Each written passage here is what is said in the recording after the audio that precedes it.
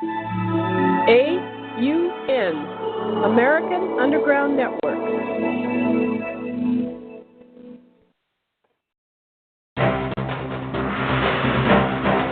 The following live recording is an AUN special presentation. Welcome, everybody. Good morning, good afternoon, and in the case of Christopher Bolin, good evening. And we are very honored for this special Sunday conference call to have Hummux from the West Coast. And Hummux, of course, has been filming, editing, and reporting and producing DVDs for what he terms, and I agree, the superstars of the 9/11 truth movement.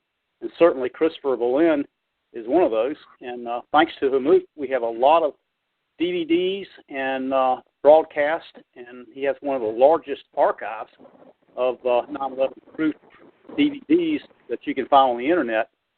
And we are certainly honored to have him host this event. Along with Hummux, of course, is Christopher Bolin, who is an author and former journalist with American Free Press, one of their star reporters, who I call the father and founder of the 9/11 truth movement, because he truly broke the story of 9/11 with his relentless research and journalism since day one of September 11th, 2001.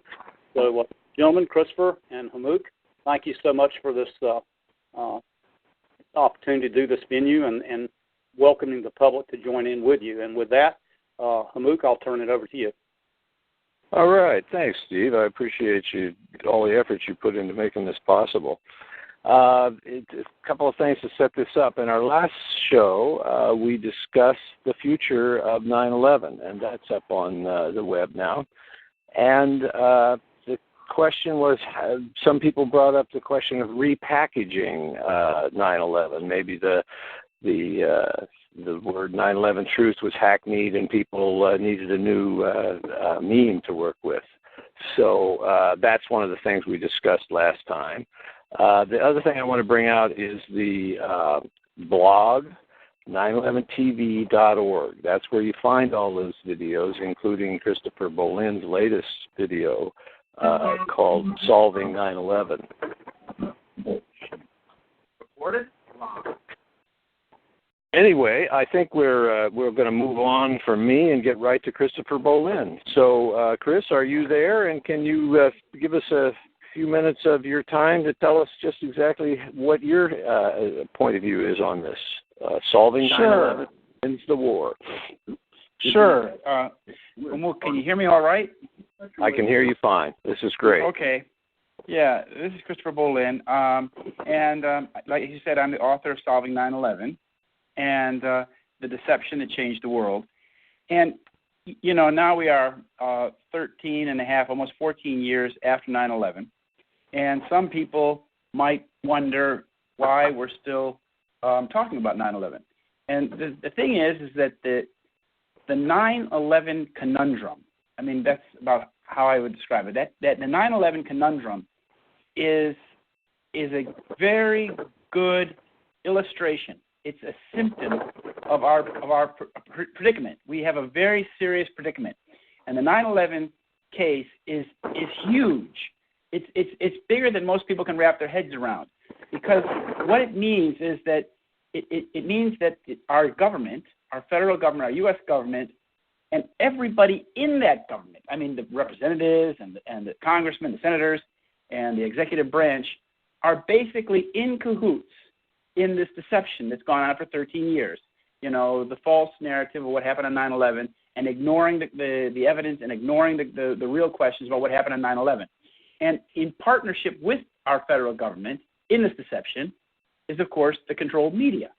So we're living in a land of make-believe where what we've been told for 13 and a half years by our government and the media is false. And based on that pack of lies, they have taken us into 2 wars. They've basically tripled our defense budget. They've plundered our country, and they've killed millions of people. So this is a huge problem. I call 9/11 the flaming symptom of our political predicament. And until we rectify the situation, until we prosecute the real criminals behind 9/11 and put them in jail and root out all of the people who are involved in this from A to Z, from the crime itself and the deception and the cover-up, all those people, until we really have a purge, a 9/11 purge, and get all the criminals who are involved in this, we will not have, we cannot look forward to having a healthy American republic, or for that matter, a healthy world, because the United States plays such a big role in global politics. So that's our problem. And it's so big that, as I say, most people are absolutely afraid to even discuss it because it's just too scary. Well, that's certainly correct. You've got the image right, and what we want to discuss here is how to change that, how to get your video to go viral, how to get more and more people to understand what false flag is and to understand where we're going. My comment here, and I want to explore these, the people brought up last time we had this conversation, repackaging in new terms, and some people think that Zionist is the wrong term to use, or Jew, or Ashkenazi, or anti-Semite. All of those terms get conflated and confused, and we need some help figuring out just what we should call these people that we're working with, so we don't raise the wrath of the entire Jewish community, but on the other hand, make sure that we are speaking about the right problem. One of the things that I want to go into it a little deeper, and maybe let's just stop right there. Let's talk about what we call the people that are involved. This 9/11 purge that you talk about, just how are we going to do that, and who are we going to focus on? Well, I mean, you start by, it's a crime, it's an atrocity, a mass murder. So you start by the people who you can absolutely, who are absolutely culpable, criminally culpable. And, you know, one of the first people that you would have to start with would be Michael Chertoff. Michael Chertoff was the Assistant Attorney General at the Department of Justice. It was his obligation to prosecute the crimes of 9/11. And in order to do that, the FBI was working beneath him, it's a sub-agency of the Department of Justice. Their obligation was to examine the evidence, gather the evidence, examine the evidence, and give him what he needed to prosecute the crime. That didn't happen. Rather than investigate the crime, the evidence was destroyed. And that was done with the connivance of, with the approval of Michael Chertoff. Well, that's a crime.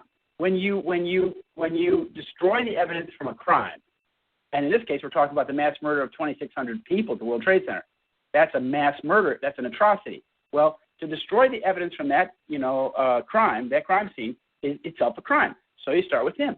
You start with and that's what I'm saying. You start with the people who are criminally culpable, who can be held accountable. Now, the question is, of course, how do you bring the former top cop, John Ashcroft was Attorney General at the time, how do you bring John Ashcroft and Michael Chertoff to book? How do you bring them to court? That's the hard part, because they are protected, and of course this goes further. This goes to George Bush, of course, and Dick Cheney, because Ashcroft and Chertoff served under the executive at the time. That was George Bush.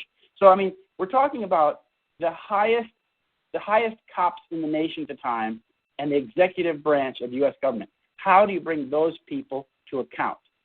That's the hard part. Right, I get that, and that's what we're looking for, and we'll get into that in the Q&A here pretty soon. In terms of the names that the work that people can understand, neocon comes to mind as being a constant theme through many, many generations, many presidencies, that the people have been doing the same thing. And when they're out of office in the United States, they're working for Israel, writing the same papers for Israel that they write for the guys in the United States when they're in charge. Can you follow up on that thread and let us hear from you on that? Yeah, well, the neocons, it's as you say, there's this revolving door for these guys between the United States government and the Israeli government, like Stanley Fisher. He was, a former head of the Bank of Israel. Now he's back at the United States, and the whole bunch. It's I don't know about Wolfowitz, but these people, they are connected, and their connection to the state of Israel is the vital link. You know, I often call these people Zionists because they are of the political ideology. They support Zionism. And the problem is that a lot of people don't understand what Zionism actually means. But Zionism is, of course, dedicated support for the nation, the nation state of Israel. But it's more than that, because there's a greater agenda behind it. Not all the people who are Zionists, of course, live in Israel. But it's as I refer to these people, they're criminals. I mean, you know, people like Michael Chertoff is a criminal. He was the former top cop in the United States, true, but he's also a criminal in that he allowed the evidence to be destroyed rather than investigated from 9/11. So I call them criminals. The fact that they are Zionists or Jews or neocons is really not the important thing. The important thing is that they're criminals and have to be held accountable. Right, and I get that, and that's great. I'm just concerned about the words that we use, deflecting people and putting them off. And I guess that after this has happened for 13 and a half years, people are pretty used to the idea that those of us who speak out against Zionism and find that their tactics are deplorable are held as anti-Semites, even though most of us are pro-Semite in terms of being pro-Palestine, who are in fact the Semites. The European Ashkenazi Jews are not Semites at all, but they parade as Semites and use that terminology to scare everybody in America. How do we get around that? Well, you have to understand that if you're going to be critical of Israel, or if you're going to criticize, you know, the actions of the Zionist state, in this case, their involvement in 9/11, they're going to throw that card at you because that's the only thing they can do. I mean, today in the largest newspaper in Amsterdam, in Holland, I'm being called a Holocaust denier. They're calling me a Holocaust denier because I'm going to be speaking in Holland next weekend and at an Open Mind conference on June 6th and 7th. And with Ken O'Keefe and a few other people, and because you know they want to let the people know that this guy is a Holocaust denier. It's of course completely nonsense. But they tried first. They tried the anti-Semite thing, but they're not able to find anything on that. So now they've settled this poor little journalist has settled on this claim that I'm a Holocaust denier. This is what I call the stink bomb. This is what they do. You see, they want to taint our discussion. They want to taint this discussion of 9/11 by throwing in a stink bomb. And the stink bomb they throw is supposed to make people reject what we're saying and to avoid getting in this discussion. But actually, it works the other way around. It makes people more interested. It's controversial. It creates controversy. And obviously, 80,000 people have read about the conference that may have otherwise not known about it. So it's what I tell people is that when they throw these stink bombs at you, when they call you names, they call you anti-Semite, they call you this or that, embrace the controversy. Don't run away from it. Don't be afraid of it. Don't let it scare you. You know, just let it act and let it open up the conversation. Say, you right away you say you call me anti-Semite, you call me Holocaust denier. You show that you're not none of the above, which is very easy for me. The girl said that I was a Holocaust denier because I had conflated the firebombing of Dresden and said that was the Holocaust that was the Holocaust. That's completely wrong. It was in an article that I wrote called An American Holocaust, 9/11, An American Holocaust, in which I talked about these Holocausts, these complete consumption by fire of a large amount of human life. That's what it means. It's the old Greek word. I knew that that happened in Dresden. About 500,000 people were burned to a crisp in Dresden. I knew Waco, Texas, where 88 people, I think it was, were killed by fire. And 9/11, when we have 2,600 people who were roasted alive and then blown to smithereens with super thermite. Well, these are Holocausts that I have seen or I know about in my own time. And because I wrote about these Holocausts, and didn't, and said, these are Holocausts that I know of. This girl said that I'm a Holocaust denier. Completely rubbish. And I have a mind to pursue this legal claim against this newspaper. It's called Het Parool, a newspaper in Holland. Fantastic. Yeah, the work you're doing is really critical here, Christopher, because you've thought about this for so many years, and some of us it's just coming to the surface that there's actually something to get our teeth in there. But what you just said, embrace controversy, is key to this whole thing. The controversy that we are embroiled in now about whether it's Zionists or neocons or Seon, the helpers, is something that a lot of people in the truth movement seem to be trying to avoid, and we can't do that. We have to move with this controversy. We cannot be put off from this controversy by the name calling, because it's the ad hominem attacks that don't clear up the actual truth of the matter of what happened and what's going on. Right. As I say, 9/11 truth. The search for 9/11 truth is not for the faint of heart. If it's like, if you can't stand the heat, don't get in the kitchen, because it's a very, very big thing, and it's a struggle. It's a struggle. It's a war. It's a war in which thousands and thousands of people have already been killed. It's a war that is destroying our nation. So believe me, it's not something for the faint of heart. If you're gonna be tremble in fear of having somebody call you a name, it's really not someplace you want to go. You better just stay home and watch TV. If you're gonna get involved in the 9/11 truth movement seriously, you've got to be prepared for this is a struggle. This is a struggle. I mean, I've lived for almost 7 years outside of the United States because I was attacked by undercover police at my house. I'm lucky to be alive at this point. But I mean, it's a struggle. So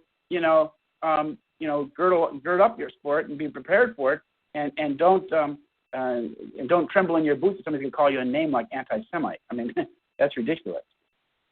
Got it.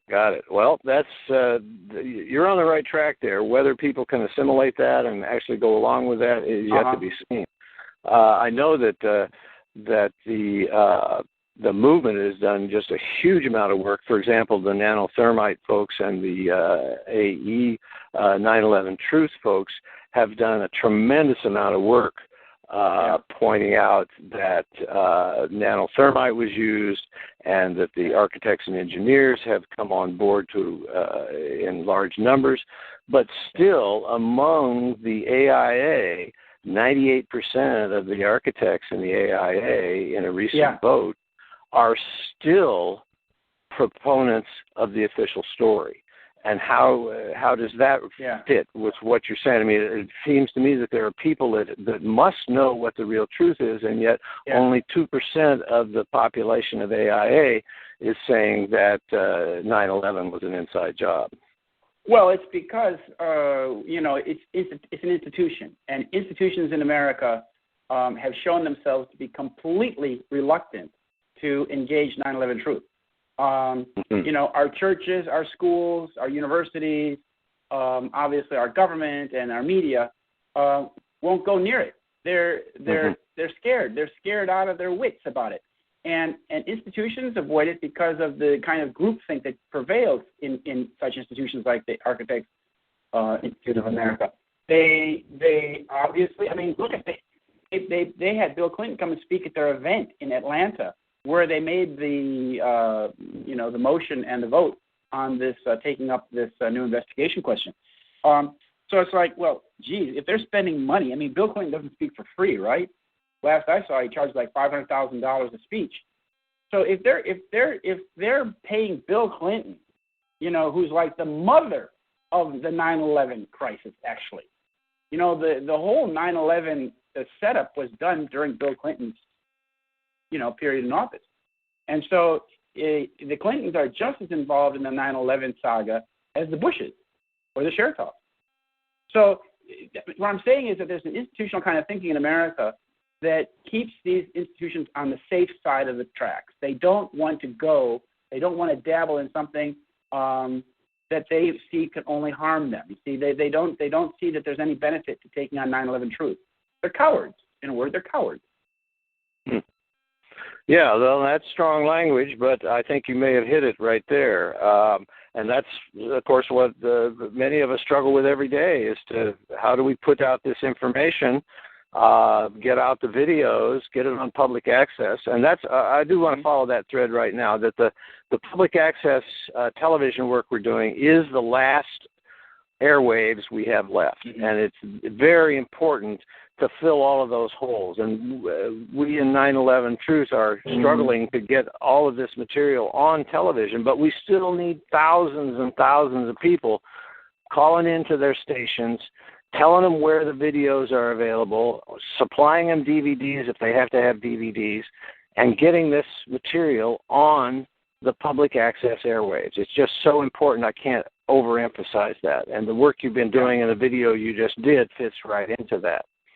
So anyway, there's a lot of work to do, and I understand the part about it's not for the faint of heart, and that's, I think what we're doing is just reiterating that. A lot of us have known that for the last 10 years or 14 years or however long we've been working on it personally, and it just gets harder the farther we get away from it, because it seems like we're totally barking up the wrong tree. But on the other hand, it's the only tree in the forest at this point. Right. We must expose 9/11 as a fraud, as an inside job, and by what it was, as a crime. And I think that's important. Right. So, go ahead. I was going to say, Hummux, 9/11 is just the most egregious, most blatant, most flaming symptom of the disease that has afflicted the American system. But it's not the only one.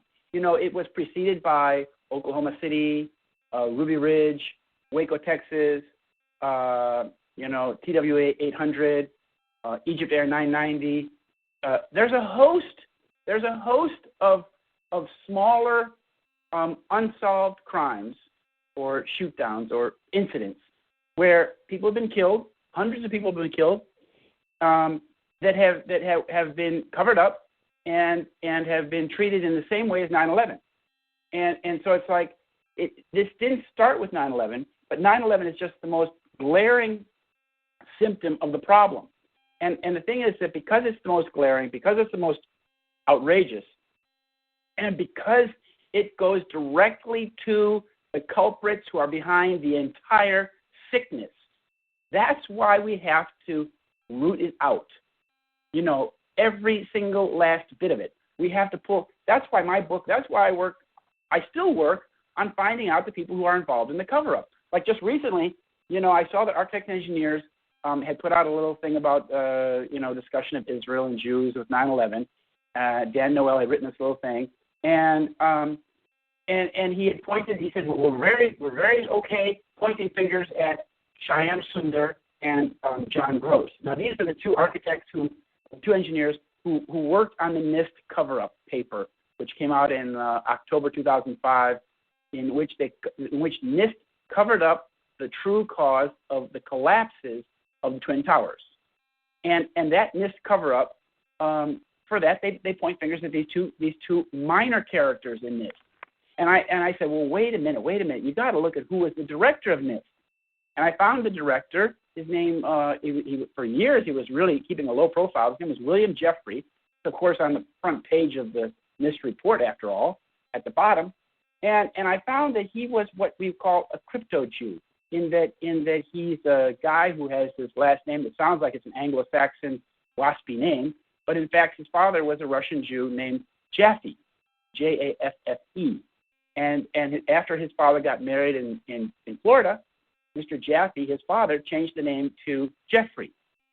And this is disturbing in that this man, William Jeffrey, who was the director of NIST when this fraudulent report was written, that is again a crime.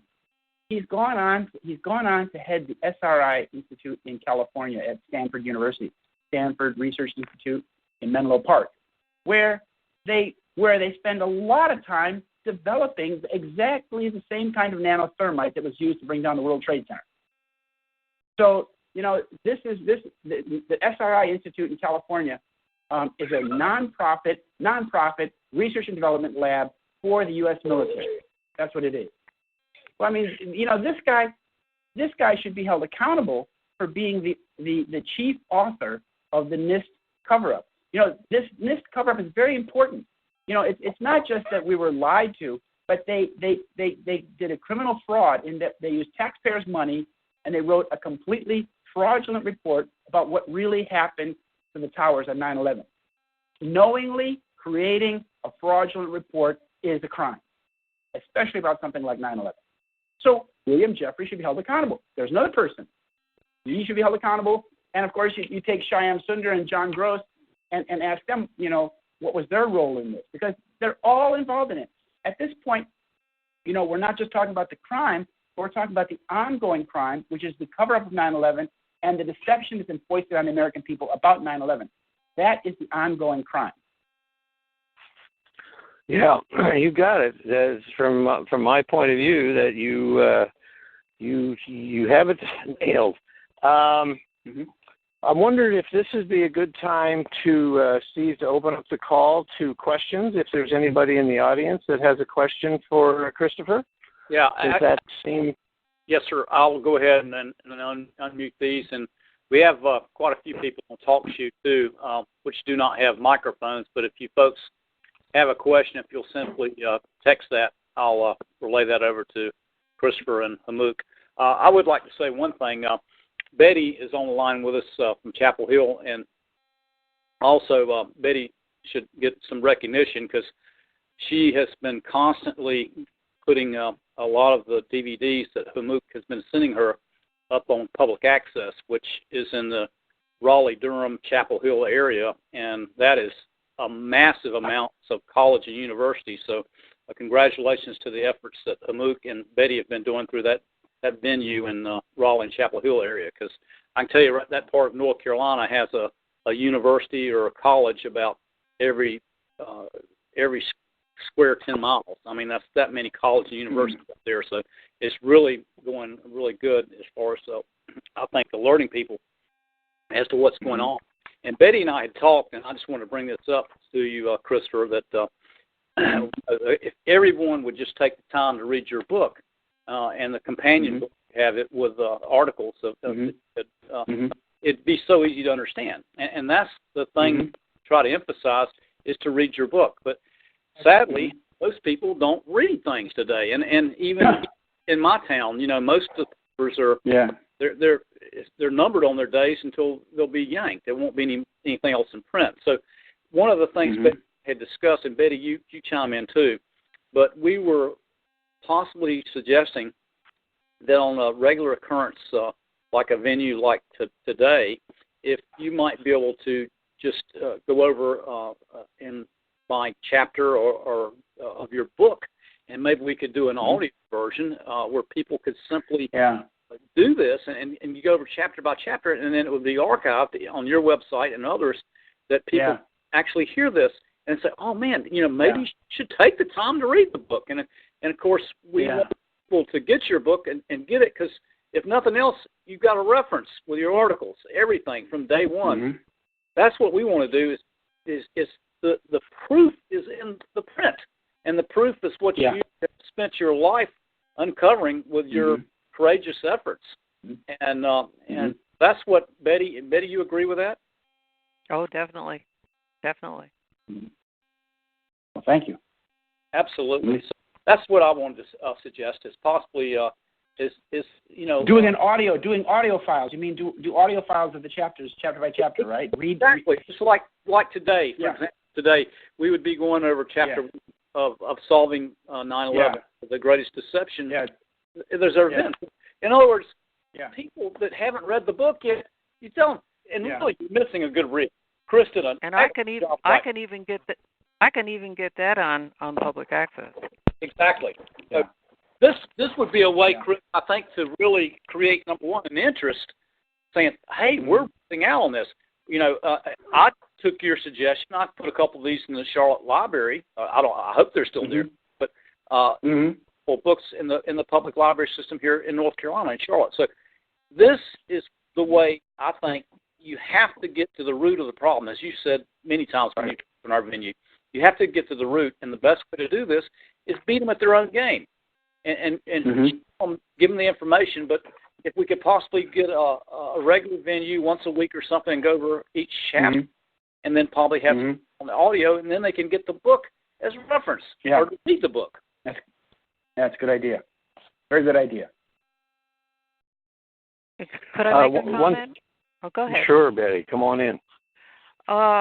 With the Pope, I'm not Catholic. I'm not religious or anything like that. But with the Pope now recognizing Palestine and actually going to try to do something about that, that makes pretty much the Catholic people in the world to listen more to what's going on over there.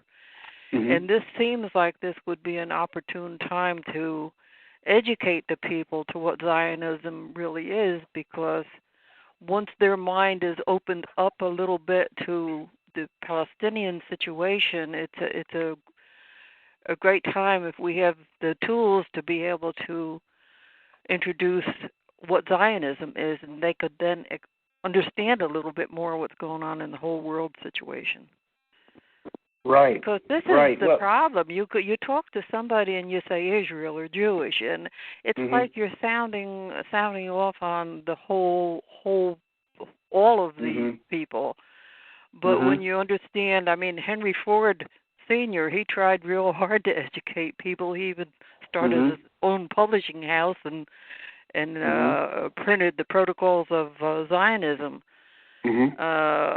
So this is where we have to really, really get the people to understand what the Zionist problem is. Absolutely. And the Pope is going to help bring this, even though it's Palestine, he's talking about, people are going to see how Israel is responding to that, because they're beginning to respond to that very negatively. So this is going to open up how many people of the world to this whole situation. So this gives us the opportune time to jump in with what we need to educate them with. Absolutely. Excellent, Betty. I would, along that line and following that thread, I want to bring up Alison Weir and her recent work and her If Americans Knew, her website, where she has studied the Zionist influence for 100 years and shows how that has affected us so greatly here as Americans, and how Americans are able to spend $8 million a day sending that to Israel, and then they turn around and turn it into bombs to bomb Gaza with, and Americans don't see the connection. So she's been doing a huge amount of work to publicize this angle, and I just want to make that her videos are up on YouTube, and take a look at Alison Weir's work. I put a letter to the editor one time into the local newspaper here of posing the question, why are we giving all this millions of dollars that ends up to be, what, $30 billion or something like that? Or $3 billion rather, yeah, that's right. I had the right figures in the letter. And what do we get back from that? And somebody did respond back in the newspaper. We get it back through contracts to the military, for the military. Right, that's what we get back. Can you imagine? Yeah. So that right there should show what it's all about. Sure. Israel has come one of the major players in teaching about international terrorism, and teaching the police forces of America how to deal with terrorism, and teaching them to shoot for the head instead of the body, because you actually want to make kills in this situation. So Israel is hugely involved in the police state that we're all enmeshed in. Did you have any comments on that, Christopher, or do we want to see if there's any other questions on the line out there? Yeah. Let's see if there's any more questions out there. Okay. There's a couple of questions that are off topic from TalkShoe. I don't know if you want to get off topic. Well, not actually at this point. If they're related to the work that Christopher's been doing, and that is the main thing we want to discuss here. His notion of embracing controversy, I think, is a very important concept that we need to work on. And if there aren't any more questions, or Christopher doesn't have any more to say about it, then of course we'll take the off-topic questions. I'll present. Let's see if I'm sorry, Hummux, I'll present these, but I definitely, don't want to get you guys off topic because what you're covering and with Betty's comments are very important. So, and there's still some people that haven't chimed in yet that are unmuted on the call line. But I'll just go ahead and read these. There's one. Is Christopher familiar with Jim Stone? If so, what is his opinion of Fukushima accusations? And the second one is, what is the link between Site Intelligence Group based in Virginia and the recent Saudi Shia bombings? Okay. The first one, I don't know much about Jim Stone. I've seen some of his work. But the second one is a good question. Okay. What is the relationship between Site Intelligence Group and, what was the rest of that? The Site Intelligence Group based in Virginia and the recent Saudi Shia bombings. Okay. The Site Intelligence Group is an Israeli intelligence website working in the United States. It's headed by a woman named Rita Katz, K-A-T-Z. She's an Israeli intelligence agent. She's born in Iraq. Her father was an Israeli spy. He was hanged in Iraq back in the 60s, and the family then went to Israel. The remaining family went to Israel, and she's an Israeli intelligence agent. And Site Intelligence Group, SITE, is the outfit that provides all of the current basic interpretation of the Middle East, whether it's the beheading videos, whether it's the claims that ISIS is involved in the shootings in Arizona and Dallas, Texas the other day. All of this stuff, all this information comes to the American media through Site Intelligence Group. And what Site does is they claim to have the inside track on all of these groups like ISIS, and that they're able to infiltrate these groups or get the information and then present it to the American media, which is nonsense. I mean, what they're doing is that these groups are. This is where Israeli intelligence is providing the information that they want us to have. Whether it's true or not, that's a whole other question.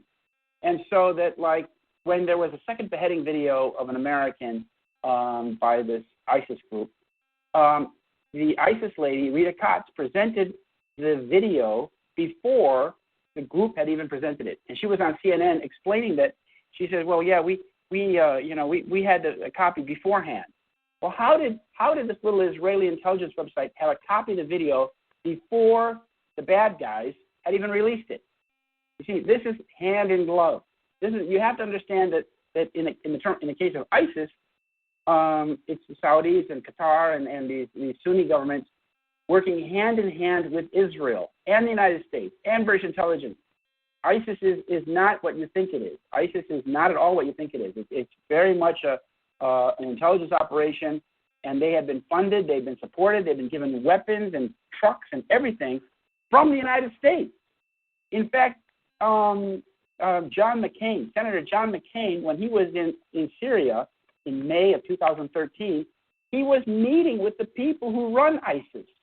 He was talking to them, meeting with them, photographed with them. In fact, he was speaking to the guy who is now the current head of ISIS, this fellow named al-Baghdadi. And so this is the whole thing. It's a game. It's a big game, and we're the ones who are being played for suckers. Well, you got that right. That's the thing that I'm trying to get publicized, that we are in fact playing right into their game by following up this and agreeing that we're being anti-Semites by following up this, which is completely bogus. As I pointed out, it's the Palestinians that are the Semites. That's a bogus challenge, but it's the card that just turns off American minds. So Americans have got a big problem here, and they're going to have to learn about what's going on.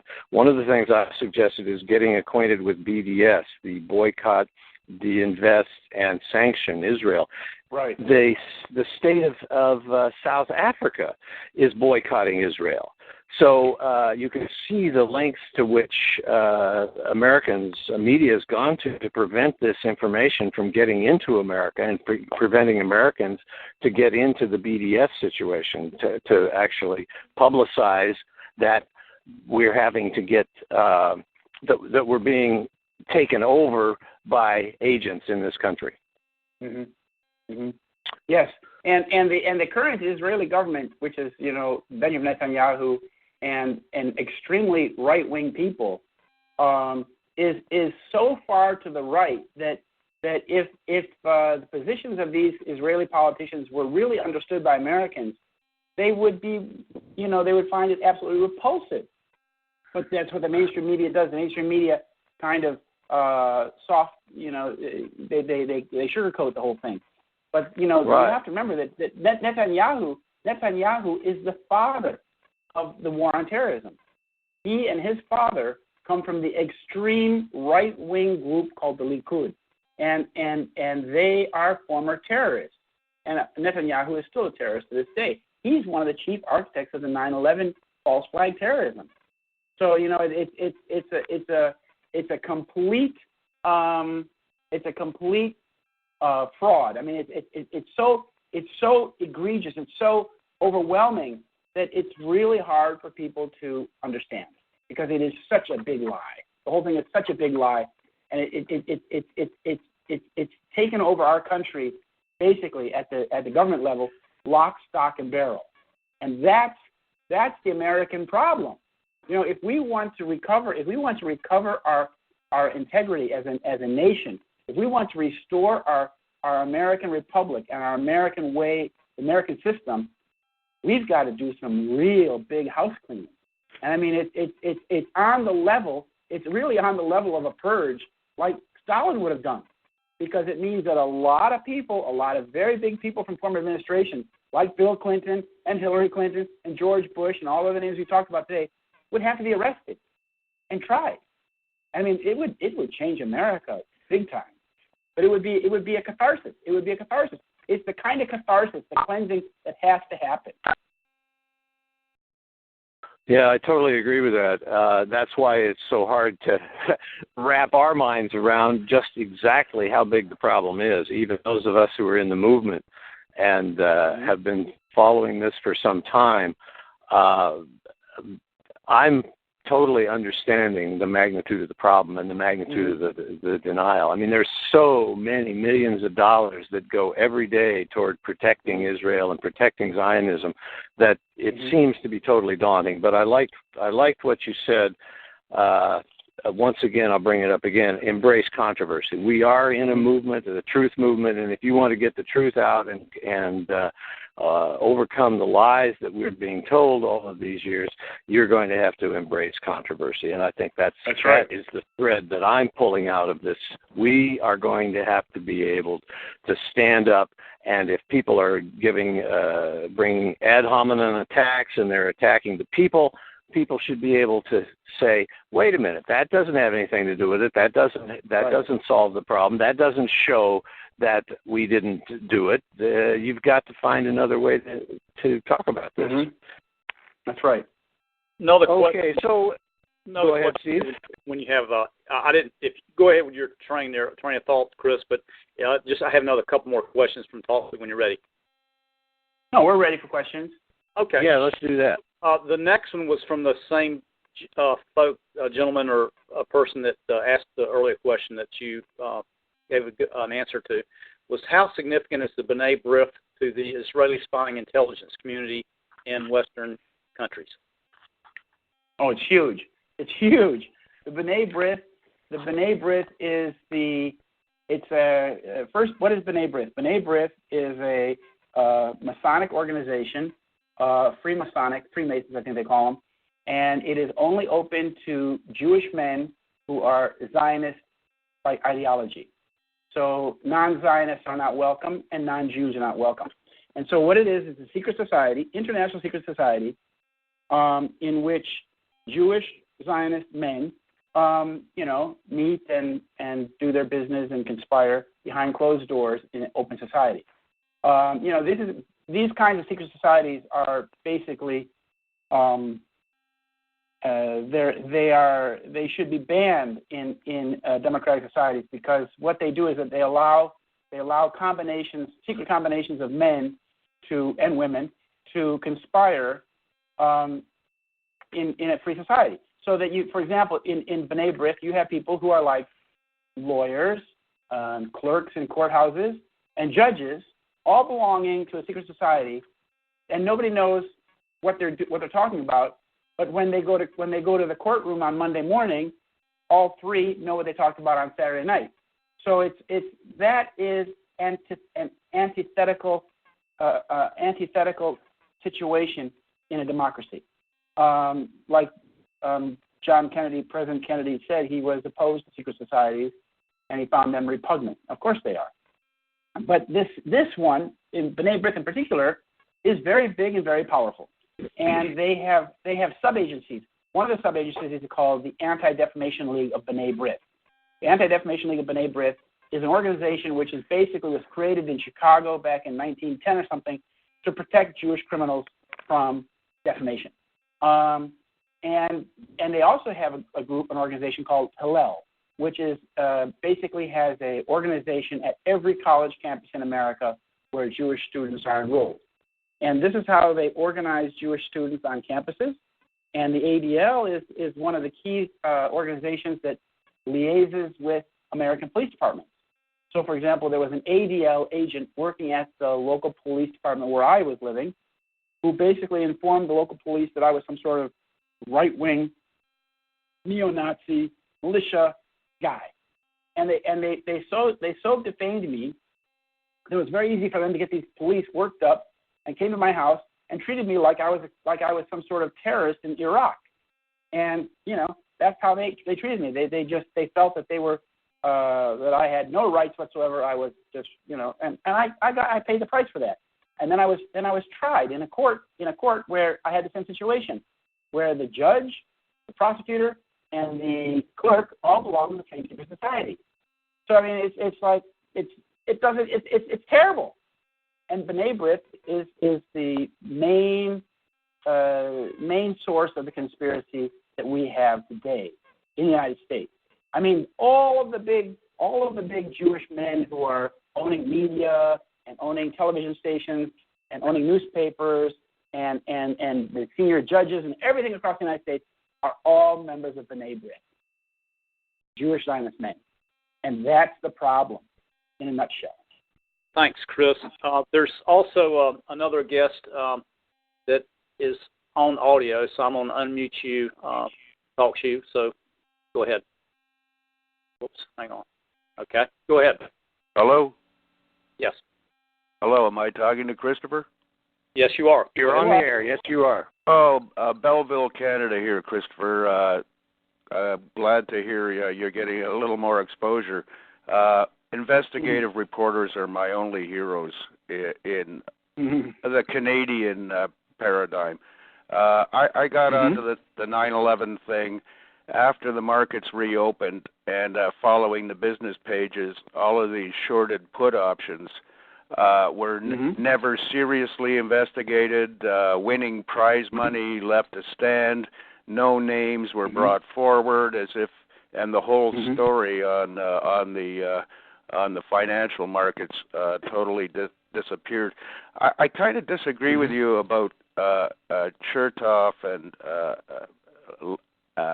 et al. Being cowards, because I think they're more analytical than being cowards. If they were to sue any of you guys for libel, the evidence would have to be brought to court. They don't want to see that kind of thing happen. So I don't think they're being cowardly so much as being smart.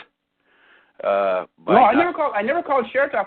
I never said Chertoff was a coward. No, he's sorry. Not Chertoff. I didn't. Oh, you said by not. You said they were being cowardly, and you grouped them all together. I meant what I meant by that was Architects Institute of America, the AIA, that turned down. This institution has been cowardly. These are the people who are cowardly. These people who should take a stand for 9/11 truth. These organizations, these institutions in America, they're the ones who are cowardly. Michael Chertoff is certainly not a coward. He's really taken big risks for himself in doing what he did. All I'm saying is that none of the names named, and there's a whole plethora of individuals. None of these guys sue for libel. Right. Right. You know what I mean? I understand. Otherwise, Right. they don't want to see anything happen in court. The one thing that I don't quite understand between the nanothermite theory and the mini nuke theory is you guys agree on the same end result, but it's like you start quarreling with each other about how the minutia of the detail and how it was done. And I kind of think that does split the argument or whatever. And in your argument, I don't know, do you explain the existence of the barium and strontium was discovered in the dust with just nanothermite? No, I don't get into that. That's a very good question. You say that this argument about nukes versus nanothermite kind of like splits the group. That's exactly what it's meant to do. It's meant to split create a division among the 9/11 researchers and get some people going this direction, some people going that direction. It's why it's called a red herring. It's an old hunting term. You use a red herring to distract the people into a different direction. The nuclear argument doesn't make any sense at all. Nor does Judy Wood's. But your argument doesn't seem to explain the presence of these isotopes, which should not even be in existence in a building collapse. And the other thing that could they have not worked in combination with some kind of mini nuke and thermite? And because when you look at the extreme amount of energy in that hole for months, that to me is generated by some kind of, or possibly a number of very small nuclear devices. That energy is incredible. Well, the thing is that, like, the people talk about the fact that there was like melted granite beneath the World Trade Center, and that was somehow proof that there was a nuclear blast down there.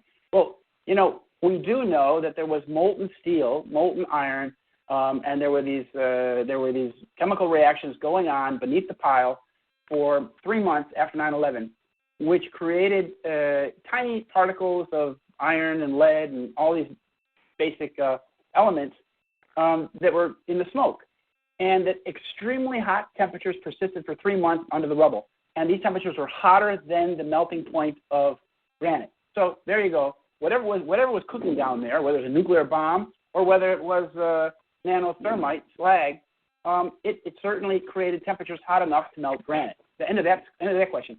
The thing about when you talk about these other things that were released, I went to a high school in America called James B. Conant High School.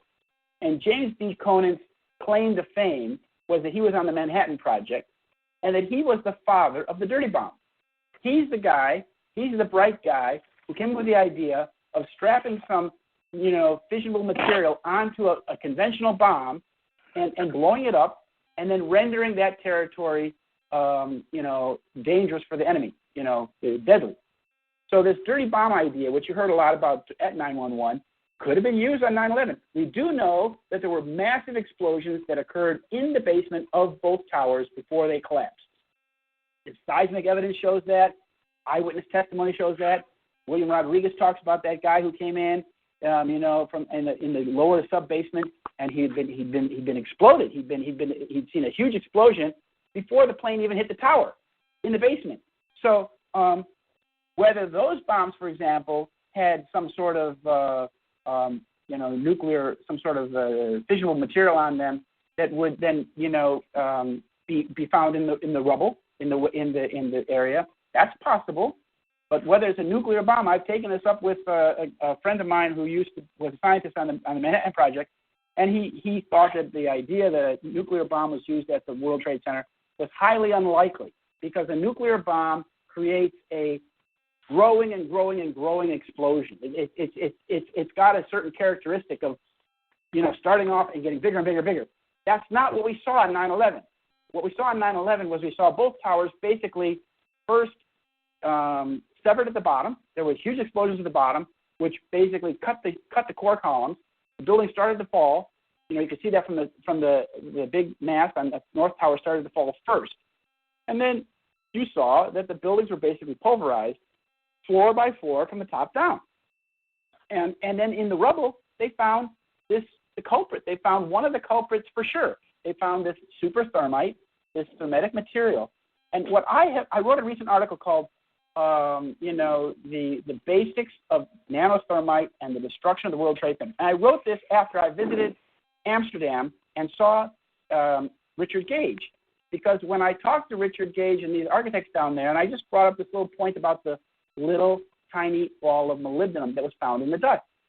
And I talked about these other forms of nanothermite, like molybdenum trioxide, and that these nanothermites are explosive in and of themselves. A lot of people don't understand that. And these characters who support the nuclear, if you read carefully what they say, 9 times out of 10, people like Gordon Duff and Jim Fetzer, they talk about this nuclear blast, nuclear bomb, but in paragraph 2, they start calling out and saying that the nanothermite guys like me and Steve Jones and Richard Gage, that we're fraudsters. So what it really is a veiled attack on the truth. Nanothermite was found in the rubble of the World Trade Center. Therefore, nanothermite was involved in the destruction of the World Trade Center.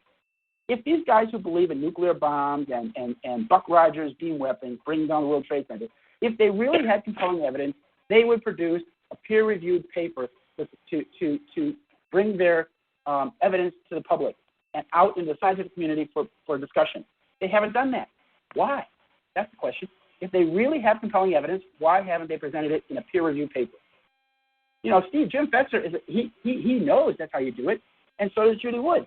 But they haven't done that because they're only red herrings that are meant to be barking from the sidelines to basically attack the evidence that has been found of nanothermite. For example, Judy Wood's book, I had it to read on the train when I was in America last time. And in the very beginning, she says that the World Trade Center demolition was a cold event. It wasn't a cold event. It was a very, very, very hot event. Bingo, right there. Her theory is completely no leg standing. Another question too, Chris. This is from someone asked earlier. What are the links between Ashton Carter and the Rothschilds? Very good question.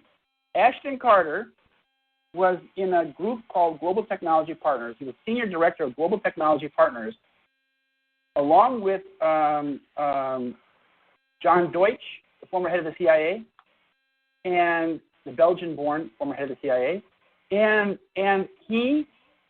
Ashton Carter, John Deutsch, and Philip Zelikow, they wrote an article that was printed in Foreign Affairs magazine, I think it is, that magazine that's read in all the halls of power. And they wrote that article in like 1999, and I think it's called, or 1998, and it's called, basically how America should respond to catastrophic terrorism. And the subtitle was Imagining the Transforming Event. And what it was basically was there's a blueprint for how America should respond to this catastrophic terrorism when it occurs. And at the time when they wrote that article in Foreign Affairs magazine, John Deutsch and Ashton Carter were both directors for this group called Global Technology Partners, LLC. And that is a wholly owned organization owned by Rothschild North America. See, it's not very often that Rothschilds are so easily identified one step removed. Usually it's like 3 or 4 steps removed from the actual culprits. But in the case of this intellectual discussion, Ashton Carter was a senior director for Global Technology Partners, and he was, in that sense, a direct employee of Rothschild North America. And today, of course, he is our defense chief. He's Secretary of Defense. So we now have a former Rothschild agent, running the U.S. military. Lovely, isn't it? Chris, I like this question also on TalkShoe. And I'm curious about this myself. What is the current status of Kurt Sonnenfeld, the 9/11 group FEMA photographer? That's a very good question. He's in Argentina. He has not yet been extradited, but I read that the Argentinian court had basically upheld and supported the request for his extradition by the United States of America. So since he's not in America yet, I would assume that his case is being appealed in Argentina, because the last thing he wants to do is come back to America, because if he comes back to America, they'll treat him like they treated Snowden or that Assange, because he has video information which he should have revealed. I would think that he should have revealed this information by now. Made it public, so that in that way he would no longer be something they'd be interested in.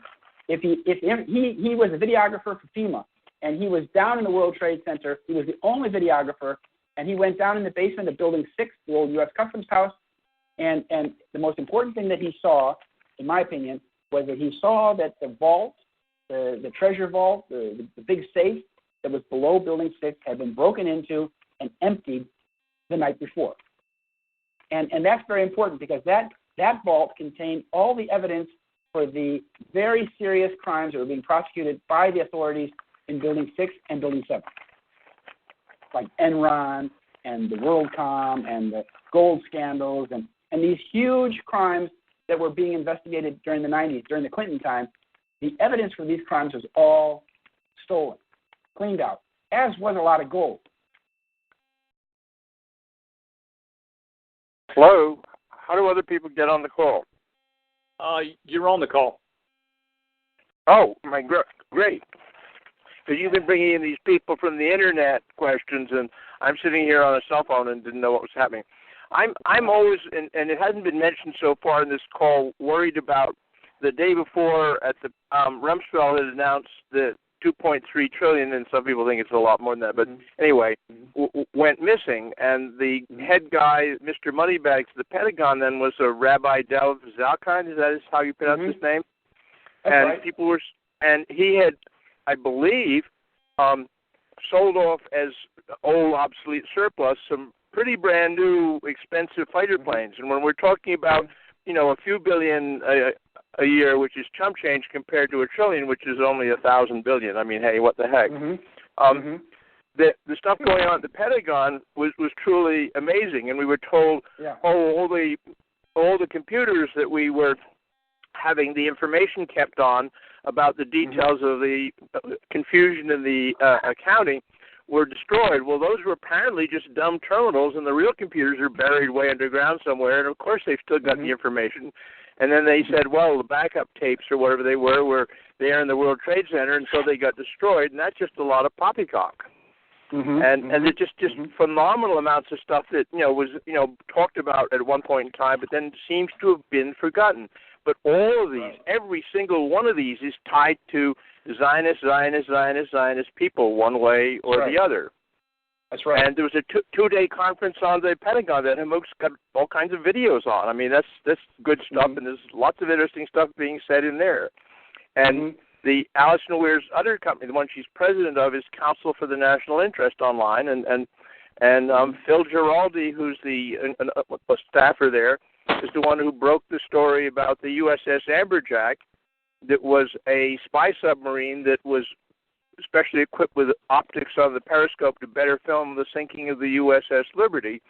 And all that USS Liberty thing was the Israeli military trying to sink our latest spy ship in, 1967, to blame the Egyptians. And that was a day when we had nuclear-armed planes flying around in training exercise that suddenly go live kind of scenarios, which we seem to see all the time, like all the various forms of Gestapo were running around in training exercises the day before 9/11, and on 9/11 everything just goes live. Same way everybody's right there, Johnny, on the spot at Boston Marathon bombing or pick some other place. It's all over the place. And you've got an Israeli company in Massachusetts, Converse, that does audio recording and spying in great quantity. It's an Israeli-based thing. There's another Israeli company that I think does all the long-distance billing for Verizon, so they have all our phone records. You think you're worried about NSA having it. By heavens, the Israelis do most of the work, and they supply a lot of the equipment that does it. And you've got people worrying now about the newest, latest generation of computers don't have code that's hacked into them in the software you run on them. It's there in the microcode in the computer chip itself. Now, isn't Israel where a lot of the Intel main processor chips are done? I mean, you got lots of stuff to worry about, and there's lots of stuff to talk about. And that event last year, the natsummit.org thing that was in D.C. at the National Press Conference and the tail end of the annual ass licking contest week, the APAC week, this year couldn't be in the end at the same time. It was a month and a few days after APAC. But it was run by two of the four nonprofit groups that did that event last year. This one was called IsraelLobbyUS.org. And they have, Gideon Levy and people like that over here saying things that if they lived in the United States they couldn't say. But he's in Israel. You can say stuff you can't possibly say here. They had Miko Peled speaking. They had all kinds of. They had a guy who wrote for AIPAC and wrote and worked for Congress and all kinds of other things, saying, "Damn it, we Jews need to say, don't think you're doing this in our name. In fact, don't do it in our name." They're really upset by a lot of the stuff that Israel's doing, and these are really outspoken people with certainly pristine backgrounds in all kinds of stuff, in our government and in whatever. APAC and other things, and they're upset.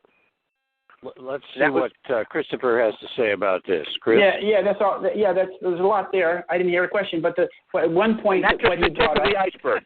Yeah, that's the iceberg. One point I would bring up, the important point, he talked about the missing $2.1 trillion that Rumsfeld talked about on September 10th. And the person who was in charge of counting the beans in the Pentagon at the time was Rabbi Dov Zechheim, as he said. Now, if you look at the biography of Rabbi Dov Zechheim, you will find that apparently he was born in the Bronx, but he went to college. He went to a college called Jew College in London, and he's an Orthodox Jew. And that's at Jew College. He apparently studied and became the rabbi, Orthodox Jew. But in London, this is in London. This is where the head of the Jewish community is Lord Rothschild, and Dov Zechheim's connections to the British Zionist establishment is most troublesome, because that's where he would be an agent of the Rothschild. That's where he would have been cultivated as an agent of the Rothschild. And it's like, how is it that this Rabbi Dov Zechheim is controlling the Pentagon money, the department, the money, when $2.1 trillion is missing? And how is it that he's not held accountable for this in any way? Well, this is very important, because you can certainly, like when we talk about where was the nanothermite made, one of my recent articles, when I'm writing about William Jeffrey and his connections to SRI International in Menlo Park, is that it's very likely that the nanothermite that was made was, of course, military grade, very well made. It may have been made at a place like SRI. Probably not Lawrence Livermore, because that's a little bit more oversight there. But in a place like SRI in Menlo Park, there is no oversight. It's a nonprofit group that does like $4 billion worth of research and development for the U.S. military in the last 10 years, and there's no oversight. And they make nanothermite, for crying out loud. They make all these nanocomposites. And the person who runs the laboratory where they make the nanocomposites and the superthermite at SRI is an Israeli. His name is Yigal Blum. And he's been with SRI since 1984. So you see, wait a minute. It may very well be that some of that missing trillions of dollars went to SRI or somebody like that to make the nanothermite. And that would be, just like you said before, that would be chump change. That would be nothing. Maybe $10 million, $100 million. It'd be nothing compared to the $2.1 trillion that's missing. I would think that, as you said, finding out where that money went would be a very important thing, because finding out where that money went would expose a lot of high crimes, wouldn't it? Really? Where'd the money go? That's very important. So I thank you for the question. For the call. Thanks, Christopher. I want to just reiterate one thing you said earlier, embrace controversy. I think that's what the 9/11 Truth Movement is all about. And I also wanted to mention that at blog.911tv.org, you'll find Solving 9/11 Ends the War, Christopher's latest video. You'll find Alison Weir's work. You'll find hundreds of videos about 9/11 truth that need to be shown on public access. So anybody that gets a chance to get this material shown on their public access station is a hero to me. So what I want to do at this point is thank Christopher for coming on this show from Sweden, and thank everybody in America who's listening and asking questions. Just brilliant questions coming out from you guys. And I think what we're going to do is close this out now and think about, well, we'll continue, Steve, but I just wanted to do a finale for the show when I publish it. I have one question. Go ahead. I ask. Sure. Go ahead, Betty. We've done a lot of talking, and I've learned a lot here and everything, but what I'm concerned about is, do we need somehow or other a grassroots movement to make enough of a mass of people that's going to help bring this forward, all of this information forward, to get the people to understand? How do we do it? I mean, right now we're just individually trying to do the best we can. So, I mean, isn't that needed? Yes. So can we have sometime a call that we can discuss that? Yes. I would say, this is Christopher saying, I would say that is very much needed. You know, I know about these little movements like We Are the Face of 9/11 Truth. There's one where they're trying to make it appealing and more popular to be 9/11 truthers, but it still is a very hard row to hoe, because with the mass media, the controlled media, is completely against 9/11 truth. And most Americans get their information, their news, from the controlled media. So they are not inclined to embrace 9/11 truth as long as they're watching CNN or Fox News. That's where we are lampooned as being conspiracy theorists and idiots, while they are imposing a kingdom of deception on the American people. So I think it's definitely a subject that needs to be discussed, because how do we do that? How do we make this a popular movement? We're trying, but it's going. Yeah, that's it. That's it. Social media and internet. But we have to grow this movement, because and it has to be a nonviolent educational effort, because as soon as you engage in any sort of violence, the government will come down on you like a ton of bricks and they'll kill you all. So we're living in that kind of world today, unfortunately. That we have to be nonviolent, but we like Hummux says, we have to embrace controversy. Don't run away from controversy. You only did the commercial things. PBS and NPR are equally guilty, controlled by exactly the same Zionist control cartel. That's right. The whole media. And all these people are using our airwaves with FCC licenses, and they are no longer a functioning media in the true sense, where it's part of the checks and balance system we're supposed to have. These licenses should be being pulled by a proper democratic process. That's right. And it's a disgrace. It's a national disgrace. That's right. Because the real problem is, when you get down to it, is that Americans believe they live in a democratic system, but most Americans are only spectators in this government. We have to get more participation. We have to get more popular participation in our government, and take it out of the hands of these special interests who have taken over our government. That's the problem in a nutshell. The guys with a lot of money, deep pockets, they've hijacked our country. You could high-tech stuff like hypnotic things swirling on your TV, entrainment, which is audio sub-10 hertz things, which can make you feel happy, mad, sad, whatever else they want you to do. And all that kind of stuff being done, neuro-linguistic programming, or NLP, used routinely, and all kinds of stuff. If you watch mainstream media, you are a hypnotized zombie. And this kind of stuff, the kids have to be taught about this. I believe Common Core, this new thing they're bringing in to trash our edu system further, is essentially controlled by Again, the same people, probably the same people behind Common Purpose in the UK, which is a frighteningly huge thing. It's a whole 10-hour conference call on that alone. And it's mind controlling the peons so that the peonors can peon the peonees. Or did I get those? I get those backwards. But anyway, whatever. You get the idea. I get the idea. Thanks so much. Anyway, I want to wrap this up now. Go to blog 911tv.org and take a look at Solving 9/11 Ends the War. I want to thank everybody who came in on this call for taking your time on this beautiful Sunday in California, and hope Sweden's good too. But thank you so much, Christopher, for coming online, and maybe we can do this again in another month. Maybe that would be a good time to do it. But let's chew on this. Thank you so much for coming on board, and we certainly appreciate the time you've taken over the years since September 11th, 2001, you've been on the job. So I want to tell you how much I appreciate that. And I tell you, I am going to embrace controversy as I move through 9/11 Truth. Thank you so much. And thank you. And thank you all very much. Talk to you soon. Righto. Thanks a lot, Thank you very much. Bye-bye. Thank you. AUN, American Underground Network.